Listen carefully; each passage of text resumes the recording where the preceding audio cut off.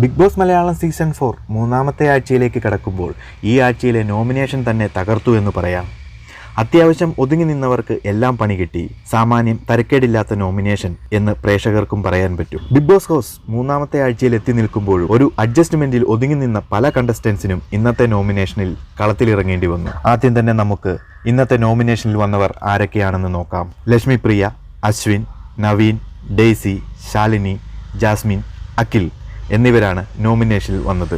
ഇതിൽ ഇൻട്രസ്റ്റിംഗ് ആയി തോന്നിയത് ഒരു ടിസ്റ്റ് ബിഗ് ബോസ് കൊണ്ടുവന്നതും അഖിൽ നോമിനേഷനിൽ വന്നതുമാണ്. ഓഷ്യാനിക് മീഡിയയുടെ മുമ്പുള്ള റിവ്യൂകളിൽ സൂചിപ്പിച്ചിട്ടുള്ളതുപോലെ ആ ആഴ്ചത്തെ ക്യാപ്റ്റന് ഒരു പ്രത്യേക പവർ കൊടുത്ത് ഒരാളെ നോമിനേഷനിലേക്ക് കൊണ്ടുവന്നാൽ സംഗതി മൊത്തത്തിൽ കളറാകും എന്നതാണ് ഇവിടെ ഇപ്പോൾ ബിഗ് ബോസ് യാഥാർത്ഥ്യമാക്കിയിരിക്കുന്നത്. ഈ ആഴ്ചത്തെ ക്യാപ്റ്റനായ ദിൽഷയ്ക്കാണ് ബിഗ് ബോസ് നമ്മൾ പറഞ്ഞതുപോലെ ഒരു അധികാരം കൊടുത്തത്. ഒരാളെ ഡയറക്റ്റ് നോമിനേഷനിൽ ഇടാം എന്നത്.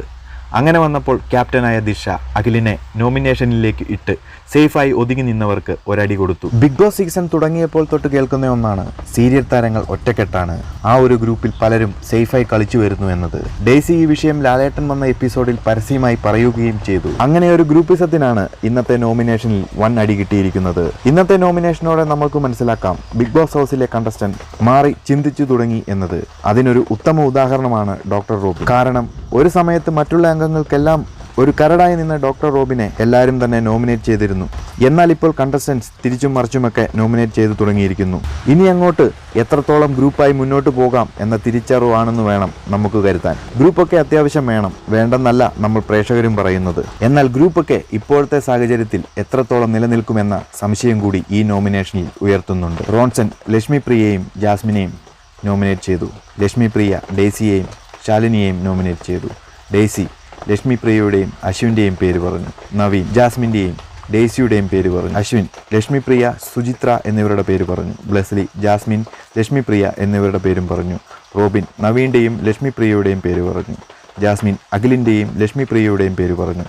സുചിത്ര നവീൻ, ശാലിനി എന്നിവരുടെ പേര് പറഞ്ഞു. അപർണ അശ്വിൻ്റെയും ലക്ഷ്മി പ്രിയയുടെയും പേര് പറഞ്ഞു. അഖിൽ റോബിൻ്റെയും നവീൻ്റെയും പേര് പറഞ്ഞു. ശാലിനി ലക്ഷ്മി പ്രിയ, ഡെയ്സി എന്നിവരുടെ പേരും പറഞ്ഞു. സൂരജ് അശ്വിൻ്റെയും ശാലിനിയുടെയും പേര് പറഞ്ഞു. ധന്യ നവീൻ്റെയും റോൺസൻ്റെയും പേര് പറഞ്ഞു.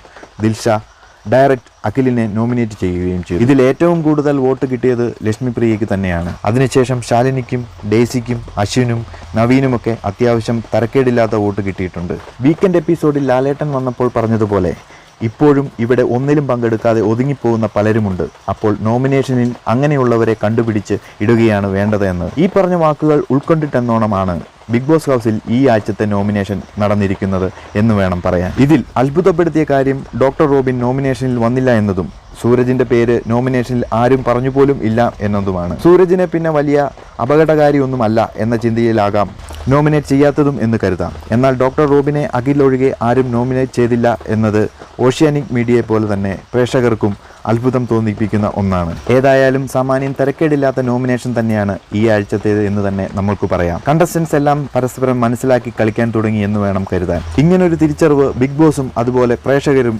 ആഗ്രഹിച്ചത് എന്ന് തന്നെ പറയാം.